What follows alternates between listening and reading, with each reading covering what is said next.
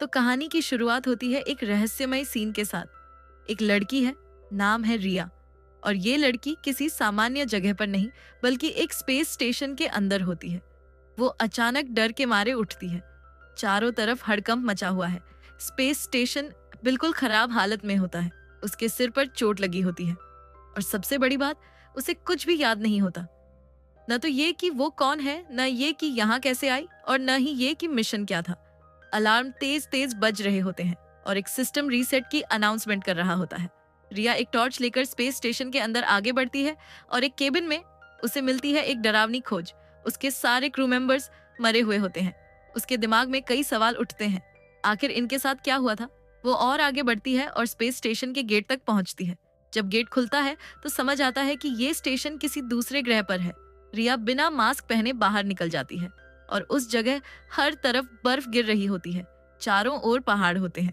लेकिन थोड़ा ही आगे जाकर रिया को और भी इंसानी लाशें मिलती हैं। और एक और अजीब चीज, वो अपनी परछाई देखती है, लेकिन वो परछाई कुछ सेकंड बाद गायब हो जाती है। क्यों? क्योंकि एक अजीब सी गुलाबी और नीली रोशनी उस जगह फैलने लगती है और उसकी वजह से रिया को सांस लेने में दिक्कत होने लगती है। वो मुश्किल से भागकर फिर से अपने स्पेसशिप के अंदर आती है। अंदर आते ही उसके दिमाग में एक फ्लैशबैक ट्रिगर होता है। उसे याद आता है अपना पुराना क्रू, उनका मिशन और वो ग्रह जहां वो आए थे।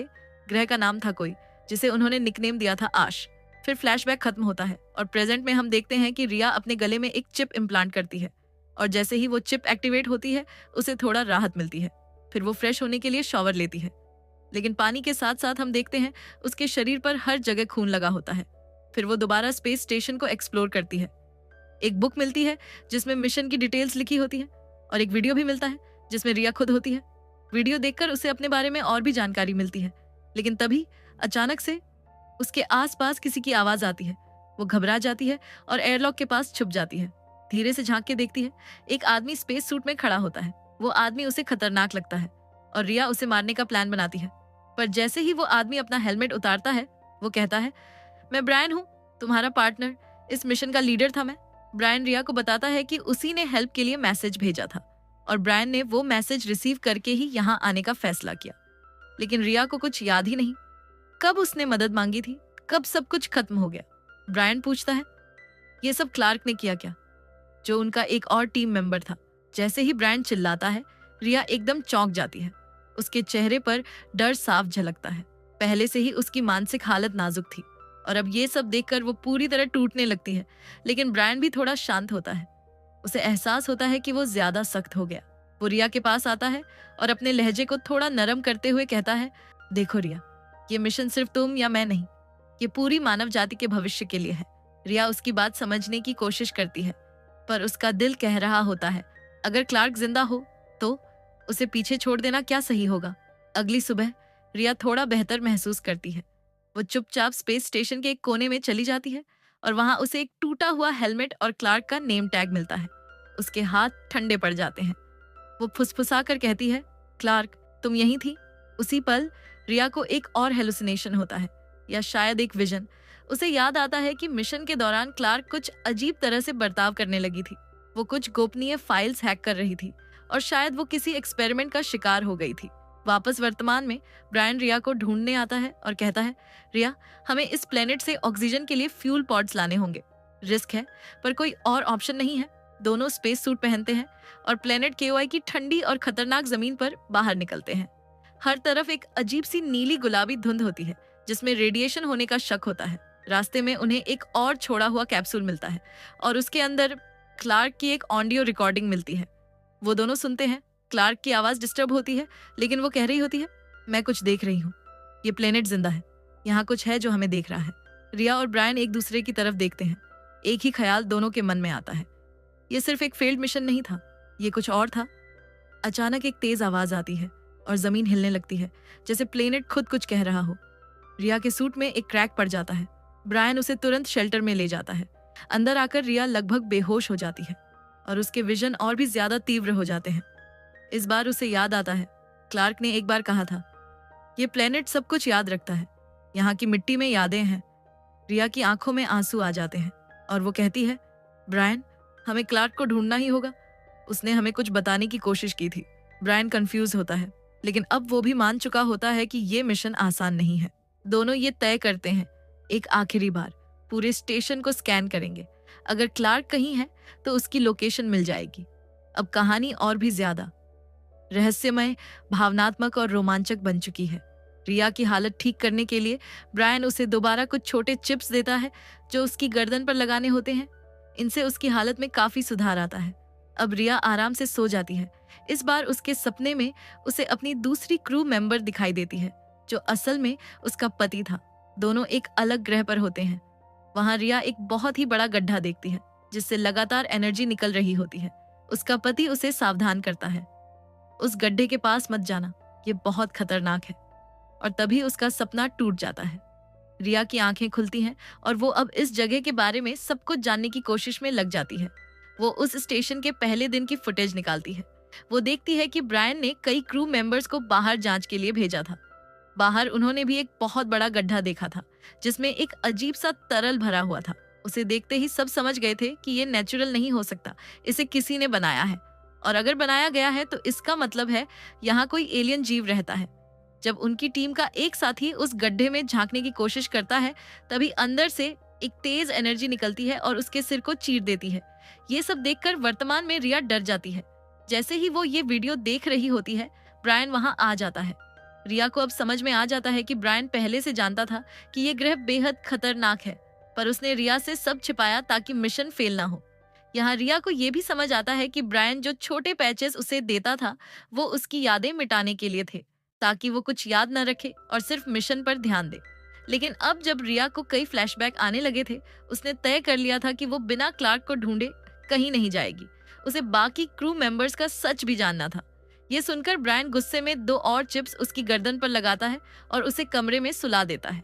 जैसे ही ब्रायन वहां से जाता है, रिया वो पैचेस चुपचाप हटा देती है। जैसे ही वो हटाती है, उसे एक और फ्लैशबैक आता है। इस बार वो खुद अपने पति को कैंची से मार रही होती है। उसके पति की हालत बहुत खराब थी। ऐसा लग रहा था जैसे वो जॉम्बी बन गया हो। शायद वो बाहर की उस एनर्जी के कंट्रोल में आ गया था। अब रिया को याद आता है कि उसने खुद उसे मारा था, लेकिन बाकी क्रू मेंबर्स के बारे में उसे कुछ याद नहीं। उसे लगता है कि क्लार्क भी उसी एनर्जी के कंट्रोल में आ गई होगी जैसे उसका पति आया था। जहां उसने अपने पति को मारा, वहीं शायद क्लार्क ने बाकियों को मारा हो। रिया ये सब ब्रायन को बताने के लिए बाहर निकलती है। तभी उसे स्टेशन में क्लार्क मिल जाती है, जो अब वापस आ चुकी थी। क्लार्क से बचती हुई रिया पूरी स्टेशन में ब्रायन को ढूंढती है, लेकिन अब वो कहीं नहीं मिलता। वो जल्दी से अपना स्पेस सूट पहनती है और बाहर निकलती है ब्रायन की तलाश में। बाहर उसे ब्रायन की लाश मिलती है और जिस हालत में वो लाश थी, रिया को ज्यादा समझने में देर नहीं लगी कि ब्रायन की मौत को तो काफी समय हो चुका था। तो फिर जो इंसान उसके साथ इतने दिनों से था, वो कौन था? वो अभी यही सोच ही रही थी कि अचानक पीछे से क्लार्क आ गई, रिया को मारने के इरादे से। रिया किसी तरह उससे बचते हुए स्टेशन के अंदर वापस भागती है, लेकिन क्लार्क उसका पीछा नहीं छोड़ती। जैसे ही क्लार्क उसे मारने ही वाली होती है, रिया फुर्ती से उसके हेलमेट के अंदर पानी भर देती है। क्लार्क अंदर ही दम घुटने से मर जाती है। रिया अब रोबोटिक मेडिकल डिवाइस से क्लार्क की बॉडी को स्कैन करती है, पर उसे ये देखकर हैरानी होती है, क्लार्क के शरीर में कोई इन्फेक्शन नहीं था। तो फिर वो सबको क्यों मार रही थी? रिया की हालत अब तेजी से बिगड़ने लगी थी, क्योंकि वो क्लार्क की बॉडी को वहीं छोड़कर आई थी। वो अब वापस लौटना चाहती थी, लेकिन स्पेस स्टेशन ने काम करना बंद कर दिया था। उसने 2 और चिप्स अपनी गर्दन पर लगाए, लेकिन उसके दिमाग में चल रही उलझने थमने का नाम नहीं ले रही थी। तब उसने फैसला लिया कि अब वो ब्रायन की बॉडी को स्कैन करेगी और पता लगाएगी कि उसकी मौत को कितना वक्त बीत चुका है। जैसे ही वो मेडिकल डिवाइस से ब्रायन की डेड बॉडी स्कैन करती है, तो उसे पता चलता है कि ब्रायन की मौत 51 घंटे पहले हो चुकी थी, यानी लगभग 2 दिन पहले। मौत की वजह सिर पर जबरदस्त वार। रिया अब पूरी तरह कंफ्यूज हो चुकी थी। तो फिर जो शख्स 2 दिन से उसके साथ था, वो आखिर कौन था? तभी अचानक से स्टेशन में फिर से अलार्म बजने लगता है। किसी के अंदर आने की आवाज आती है। हो सकता है वो कोई एलियन हो। रिया संभलकर उस दिशा में जाती है और देखती है कि सामने ब्रायन फिर से जिंदा खड़ा है। वो डर जाती है, क्योंकि कुछ ही देर पहले उसने उसी की लाश देखी थी। तभी वो ब्रायन बोलता है, मैं तेरे ही दिमाग का हिस्सा हूँ। रिया कुछ समझ पाती इससे पहले ही वो ब्रायन अपनी 2 उंगलियां रिया के सिर के उस पुराने घाव में डाल देता है और यहीं से पूरा सीन फ्लैशबैक में चला जाता है। दिखाया जाता है वो दिन जब उनका स्पेसशिप पहली बार इस ग्रह पर उतरा था। जैसे ही वो लोग आए, सबसे पहले उन्होंने उसी गड्ढे को देखा जिसे पहले ही उनकी मशीनें एनर्जी सोर्स की तरह पहचान चुकी थीं। जब उनका एक क्रू मेंबर उस गड्ढे में झांकने गया, तभी वहां से एक एनर्जी की नस्ल बाहर निकली जो किसी मेट्रॉइड जैसे दिखने वाली थी, और उसने उसकी जान ले ली। ये देखकर सारे लोग तुरंत स्टेशन के अंदर लौट आए, लेकिन मिशन को अधूरा नहीं छोड़ सकते थे। उन्हें इस ग्रह को इंसानों के रहने लायक बनाना था। हर दिन साइंटिस्ट रिसर्च में जुटे रहते थे, और तभी उन्हें एक छोटा सा पैरासाइट मिला। सबसे अजीब बात यह थी कि वो पैरासाइट जीवित था, लेकिन साथ ही उसके अंदर मेटालिक गुण भी थे। सीधे शब्दों में कहें तो वो एक ऐसा जीव था जो मशीन की तरह बिहेव कर रहा था। उनका मकसद था इसी पैरासाइट से ये जानना कि क्या इंसान इस ग्रह पर सरवाइव कर सकता है या नहीं। रिया, जो कि एक वैज्ञानिक थी, उसी पैरासाइट पर एक्सपेरिमेंट करने लगती है। वो उसका एक छोटा टुकड़ा काटकर एक ट्रे में रखती है ताकि देख सके कि क्या ये अपने आप बढ़ेगा या नहीं। लेकिन वो पैरासाइट उम्मीद से कहीं तेजी से बढ़ता है। रिया का पति, जो पीछे खड़ा था, वो ये सब देख लेता है और रिया को चेतावनी देने ही वाला होता है कि तभी वो पैरासाइट अचानक बहुत बड़ा हो जाता है और एक झटके में वो सीधा उसके पति की नाक के अंदर घुस जाता है। जैसे ही वो अंदर गया, उसने उसके दिमाग पर कंट्रोल पा लिया और उसी वजह से उसका पति अचानक रिया पर हमला कर देता है। रिया अपनी जान बचाने के लिए उसी कैंची से अपने पति को मार देती है। अब देखो, जो परजीवी उसके पति के अंदर था ना, वो फौरन बाहर आ जाता है और वहीं पास खड़े एक और क्रू मेंबर के अंदर घुस जाता है। अब इस बंदे का दिमाग भी पूरा कंट्रोल हो चुका था। ये आदमी अब रिया पर हमला करने ही वाला होता है, तभी क्लार्क टाइम पे आ आता है और रिया को बचा लेता है। रिया थोड़ी पीछे रह गई थी। उसने जल्दी से ब्रायन को कॉल किया ताकि वो आकर उस बंदे को मार सके। ब्रायन जैसे ही वहां पहुंचता है, वो आदमी जो अब पूरी तरह से मॉन्स्टर बन चुका था, ब्रायन पर अटैक कर देता है और उसके सिर पे डंडा मारकर उसे वहीं मार डालता है। अब वही मॉन्स्टर क्लार्क पर अटैक करने ही वाला होता है, तभी रिया उसे वहां से हटने को बोलती है, पर वो मॉन्स्टर रिया को अपनी माइंड पावर से खींचकर पास बुलाने लगता है और अटैक करने वाला होता है कि तभी रिया को होश आ जाता है और वो चाकू उठाकर उसे मार देती है। पर असली टेंशन तब होती है जब पता चलता है कि वो परजीवी मरा नहीं है। वो आदमी के शरीर से निकलकर सीधा रिया के सिर के जख्म में घुस जाता है और अब वो धीरे धीरे रिया के पूरे शरीर को कंट्रोल करने लगता है। और यहीं पर कहानी में सबसे बड़ा ट्विस्ट आता है। असल में इन्फेक्टेड क्लार्क नहीं था, रिया खुद इन्फेक्टेड थी। उसी परजीवी ने उसके दिमाग को कंट्रोल कर लिया था। इसी वजह से उसकी मेमोरी भी चली गई थी। अब सीन कट होकर फिर प्रेजेंट टाइम पे आता है। रिया को सब याद आने लगता है। वो परजीवी उसे बोलता है कि जो ब्रायन तू देख रही है वो असली नहीं है, वो बस एक हेलुसिनेशन है जो मैं तेरे दिमाग में दिखा रहा हूँ। परजीवी कहता है कि इंसानों ने पहले धरती का सत्यानाश कर दिया, अब इस नए प्लेनेट को भी बर्बाद करने आ रहे हैं, इसलिए सारे इंसानों को खत्म करना पड़ेगा।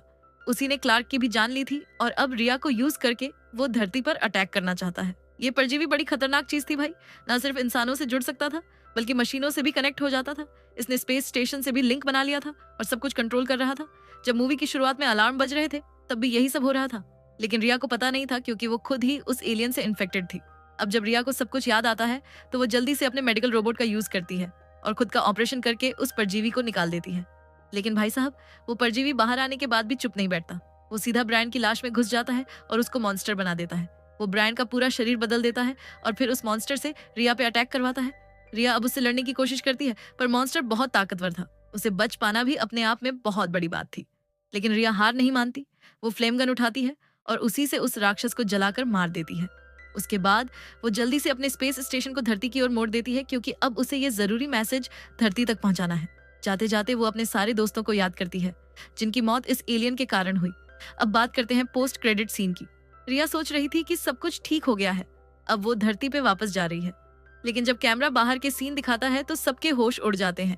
पूरा स्पेस स्टेशन एलियंस से लिपटा हुआ होता है। मतलब वो एलियंस भी रिया के साथ साथ धरती की तरफ बढ़ रहे थे और अब असली खतरा सिर्फ रिया पर नहीं, पूरी मानवता पर मंडरा रहा था। और मूवी यहीं खत्म हो जाती है, लेकिन साफ इशारा देती है कि भाई, अगला पार्ट जरूर आएगा।